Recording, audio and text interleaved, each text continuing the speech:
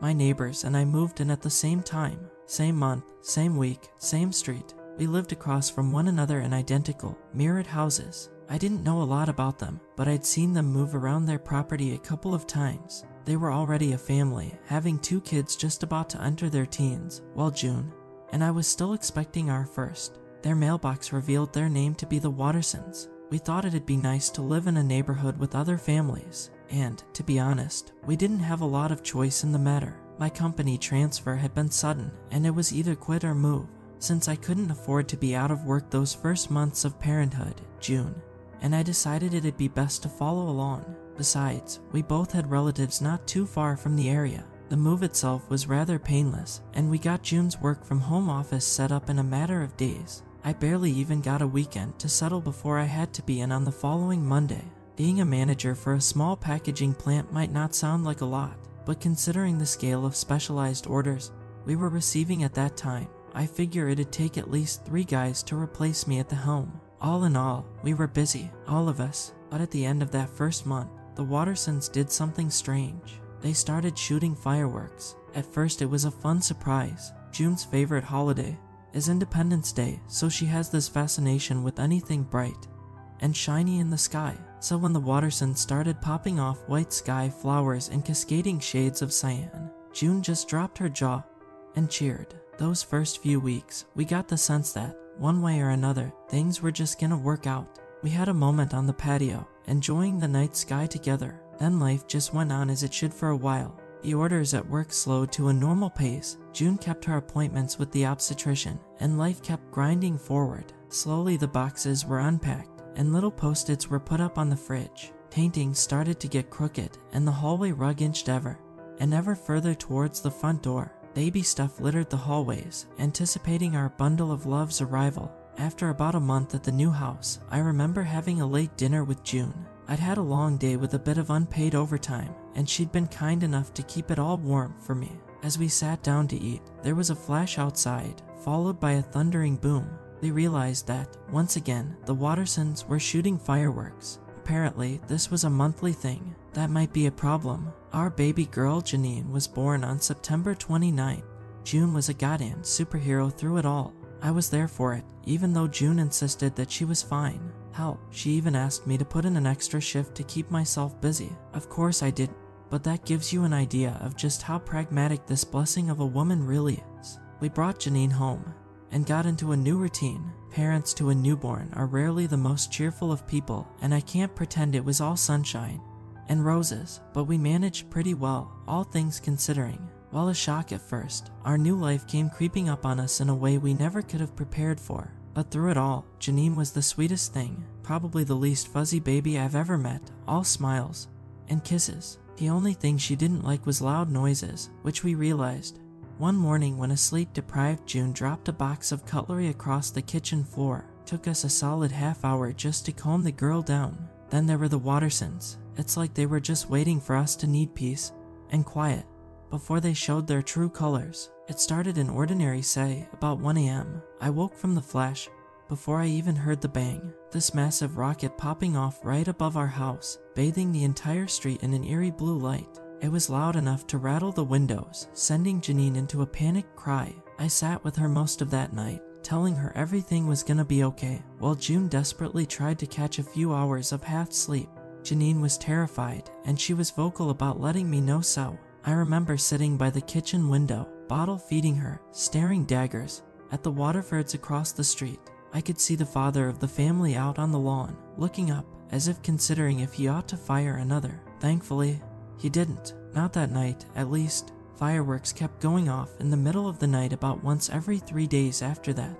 I tried going over to talk to them, but none of them seemed to be around during the day, not even the kids. I remember waiting by the door for their car to pull up the driveway, ready to confront them, but I seemed to have chronically bad timing. Then, one night, they blasted off again. This time, June was handling Janine, and I went straight for the door. I was out in a t-shirt and my tidy whities, slipping on a pair of sneakers halfway out the door. That was the first time I got a good look at Irvin Watterson, the head of the family. The man was in his mid-50s, was about 65, and had a shiny bald head. His eyes were sunken and tired, and he had this kind of slouching face, like an old dog. He had a sort of pallor to his skin, like an old ham. I didn't care though. "What the hell are you doing?" I yelled. "What the hell is wrong with you?" He just looked at me like he didn't understand what the hell kind of language I was speaking. When I pointed at him, he visibly recoiled. "Don't you walk away," I demanded. "Not one more time, or I'm calling the police." He gave me this look, like a frightened animal, and as I stepped closer, he burst into a sprint heading straight for the door. Before I even got halfway across the street, I could hear bolts and chains dragged across the inside of his front door. I got up to it and pounded on it. I screamed at him, demanding an answer, and yet nothing, not a word, not a sound. I'd cooled off in the morning, but June hadn't. She called not only the police, but the HOA. I urged her on, but we soon realized it was an exercise in futility. Not only was there no rule about fireworks in the local bylaws, but it was a point of pride just how open the neighborhood rule set was. If anything, we suspected that this might have been the reason the Wattersons moved there in the first place. Hell, even the police gave us the cold shoulder, saying it wouldn't be worth their time to come knocking when there was nothing to enforce. It started to make sense how we got that place so cheap. It wasn't really meant for families, it seemed. We'd just been tricked by seeing what we thought were another normal family across the street. We tried to confront the Wattersons a couple more times. June tried once, only to see their young boys scurry back inside the house. I tried to knock on the door again, but didn't get any kind of response. It's like they were scared of us, but not like a normal kind of scared, an almost animal-like kind of scared. How these people could drive a car was a mystery, but the fireworks continued. A few days might pass, but they always came back. Janine did not want to get used to it, and I couldn't blame her. Not only was it startling, but it felt sinister, like there was a genuine ill will behind it, something meant to harm. I always got the sense that there was a reverence to it from the Wattersons. I could see them bending down on one knee, gently placing the rocket, like a Tibetan monk lighting incense. There was a ceremony to it. I got a better look at the rest of the Wattersons too. Aileen Watterson, the mother, didn't seem a day over 30, but she looked like she'd never cut her hair once in her life. It was almost dragged across the ground, tapping against her heels as she walked. She had the same kind of sickly pallor as her husband, and the same sunken eyes. I never saw her blink, not even once. Their kids could have been twins, if not for one being slightly taller than the other. Same physique, same sickly pallor, and the same drooping faces as their father. The closest description I can manage is that they were, in a sense, ghoulish. About a week passed, and the fireworks just seemed to grow more intense. I remember getting Janine her bottle in the kitchen when I noticed June sneaking by the window, looking at something across the street. I checked it out, spotting Aileen out and about in their front garden. June just shook her head, whispering, "Who the hell starts planting things mid-October?" The Wattersons, it seems, I sighed. Probably getting their kid a new set of drums, too. "You shut that cursed mouth. They might hear you." But of course, they didn't. If anything, Aileen wouldn't have noticed the entire world collapsing around her. If anything, she seemed to be perfectly at peace with her hands deep in the soil, picking out rocks and roots and planting something deep below. Then it stopped. Several days passed, and there were no fireworks. We thought it was finally over, but apparently they'd just gotten started. I remember the turning point. I was up with Janine when I saw the whole Watterson clan sneak out of the front door. They all stopped to look at their little garden, and one by one they started to do this weird howling noise, sort of a screech, like the mix of a wounded pig and a panting dog. All of them, in unison, cackling. Janine didn't even cry. She just looked out the window, just as confused as I was. I saw Irvin pulling up handfuls of grass from his front yard, throwing it in the air in celebration. The boys were dancing around the car, hand in hand. Aileen was just on her knees, openly weeping. I thought about filming it, but Janine had fallen back asleep, and I didn't want to risk waking her. It was such a bizarre sight, and I couldn't even see what the fuzz was about. The next morning, as they scurried back inside, June and I went out to see what they were cheering about. Looking at their front garden, there was no obvious response. All I saw were some kind of sprouting seeds. They had these large oval-shaped leaves, with just a hint of blue to them. June stepped right up on their yard and took a closer look. I didn't have the time to protest, as I was carrying Janine, who decided that my beard was her new favorite plaything. "Looks like sunflowers," said June. "My mom grew these once." "Sunflowers?" "Yeah," June nodded. "Pretty sure. There was nothing more to it. A bunch of pale sunflowers, and that was all it took to send this family into a frenzy. It started to dawn on us that there was something deeply wrong here, maybe even dangerous. June gave the authorities another shot the next day. She tried calling CPS, but she couldn't make a good enough argument for someone to check in on the boys. They were already registered as homeschooled, and there was nothing inherently wrong with cheering in the front yard or shooting fireworks. June almost cried of frustration, having been bounced between one number to the next for over 40 minutes, only to be told there was nothing to do. At that point, we had no idea what to do. We were genuinely worried about the Wattersons, and it seemed like no one shared that feeling. I talked to a few people at work about it, but none of them had anything to say. And why would they? They'd never even seen the Wattersons, let alone lived across the street from them. But the most telling cue was Janine. She had gone from quiet and cuddly to fearful and anxious seemingly overnight. It got to the point where we had to go to the doctor to make sure it wasn't something physically wrong. But of course there wasn't. It was only a matter of regular rest and food, it seemed, which wasn't as simple as it sounded, thanks to the Wattersons. For the next few nights, we were anxious. The Wattersons had been eerily quiet, and that couldn't be a good thing. It was now sort of understood that whoever was up with Janine had a responsibility to check the front yard every now and then to see if there was something we could pin on the Wattersons to have them investigated. It was petty, sure, but these people had been a menace. We couldn't have Janine suffer because those bastards refused to act like people. It all came down to this one night in early November. I was sitting up with Janine, watching their front yard from the kitchen window, when I spotted Irvin and the oldest kid stockpiling something in the yard. It looked like dark little boxes, but I couldn't tell what they contained. They filled a big space in the yard with them, approximately 8 by 8 feet, spacing the boxes out evenly. They were at it for a long time, until Irvin stepped up to the living room window. He slapped his hand across the surface, slowly rubbing it back and forth. Seconds later, his wife and youngest son joined him outside. It was so uncanny, like even their knocks were strange. I brought out my phone and started recording, just in case they were doing something to the boxes, but I couldn't tell what. After a while, they all stepped back, all but Irvin, who held up a lighter. Only then did I realize they were setting up the biggest batch of fireworks I'd seen.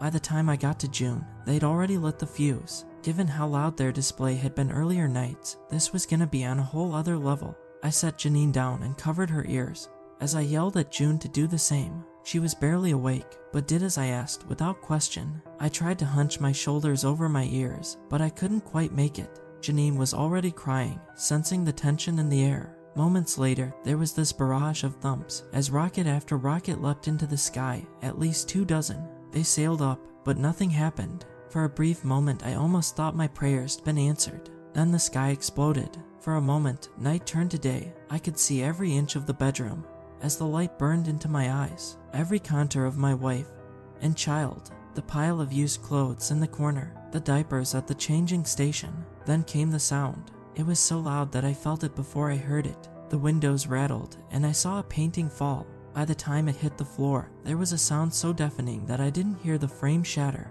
It immediately made my head ring. I could see June screaming something, but I couldn't hear her. I had this screeching noise piercing all the way from my ear to my throat. Janine was okay, albeit a bit upset about the whole thing, but she was fine. I'd covered her in time. June put 2 fingers up to her ear and mouth, as if signaling she was gonna call someone. Then she picked up Janine. I was dizzy, trying my best just to stand straight. Without that inner ear balance, your head feels like it's on a swivel. I lost my footing 3 times, just heading towards the hallway. All I could hear was this incessant screeching coming from the back of my head, like there were 2 frayed cables in my mind, rubbing against one another, sending sparks down my spine. It was still bright outside, where I could see vague shapes of the Wattersons dancing in their front yard. There was a fresh crack in our bedroom window, casting a strange shadow on my face. Trickles of water had started to silently tap against the pavement outside, forming puddles in the potholes. As I got to the hallway, I could feel myself calling out to June, but I couldn't hear it. It was just this deep rumble in my chest. I became hyper-aware of my own breathing and pulse, the only noises able to reach my head. It dawned on me that this could, in fact, be permanent. I was surprised to see June holding up a finger against her lips, as if asking me to be silent. Then she pointed at the door. There was someone outside, a dark shadow against the sudden backdrop of the downpour. For a moment, we just stood there. June held Janine tight to her chest, looking back and forth between me and the door. I turned my head towards the kitchen, my eyes landing on the knife block. June was nodding at me, silently asking me to be prepared. There was no telling what these people were capable, and we wouldn't want to risk it. I couldn't hear anything, but June could call for help. I saw her yelling something as the door shook. A threat, perhaps. I felt the vibrations of sound bounce against the side of my head, unable to reach through the thicket of my ears. I hurried into the kitchen and grabbed a knife as my mind raced. He might be saying he had a weapon or that he was going to hurt us. There was no way to know. The rain was coming down hard, obfuscating the silhouette outside. But as the door shook again, I could tell that whatever was happening was violent. I placed myself between June and the front door, urging her to back away. She hurried into the bathroom, holding up her phone to me. I nodded. She stopped at the bathroom door, waving at me to follow. I intended to. Then the front door came down. Irvin Watterson pushed his way through the crumbling doorframe, reaching for me. His sickly features lit up in a smile. My first instinct was to look back at June to make sure she'd locked herself in. She did, reluctantly. Then it was just me and the lanky man. He had no weapons, just these arms that seemed to go on forever. He was so much taller and had so much longer reach than I'd anticipated. Not only was my hearing throwing me off, but there was just something inherently wrong with him. His left hand grabbed me by the biceps, pulling me towards him. There was this thick, sticky coat of something warm in the palm of his hand, searing my arm like a sort of glue. I tried slicing him, but it was like trying to cut rubber. He dragged me out into the rain, ecstatic. I could see him convulsing in a laugh. I kept trying to stab at him, but I lost my footing. He didn't skip a beat. He just kept dragging me backwards into the middle of the street. I looked around, trying to scream for help. I could feel the air leaving my lungs, but nothing happened. The other Wattersons were standing in their driveway, looking up into the rain. Behind them, I could see that the sunflower seeds had already sprouted, turning a sickly shade of blue. Irvin looked down on me, saying something, and nodded. I shook my head, and he nodded again, more intensely this time. He was telling me something he was going to do, something that was going to happen. And looking at the way his hand had fused to my skin, I didn't know what to think. It was just this freezing panic settling into my spine. Only then did I realize it was still bright outside. The fireworks had long since stopped. It is hard to explain the sensation. I looked up and felt this immediate drain, like going from well-rested to sleep-deprived in the span of a breath. There was this swirling light, something intensely red, something that had seen the Wattersons and answered their call, something that wanted to get a better look at us, like an eye in the sky. It was so fast. The rain turned from a downpour into an opposite uppour, sucking whatever had been dropped back up.